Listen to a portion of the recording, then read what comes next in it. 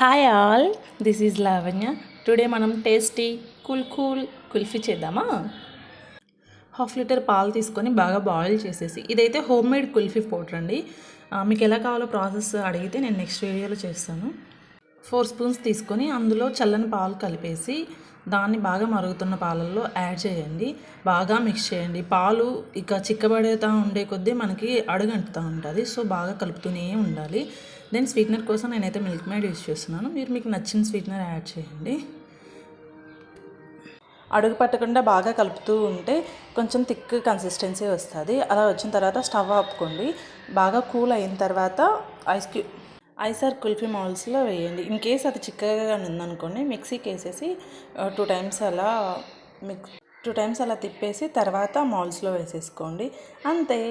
8 hours ఫ్రీజర్లో ఉంచేసి తర్వాత open చేయండి. ఓపెన్ చేసేటప్పుడు ఫస్ట్ దాన్ని కూల్ వాటర్లో డిప్ చేసి తర్వాత తీయండి. అప్పుడు ఈజీగా వస్తుంది. Our tasty and healthy kulfi ready.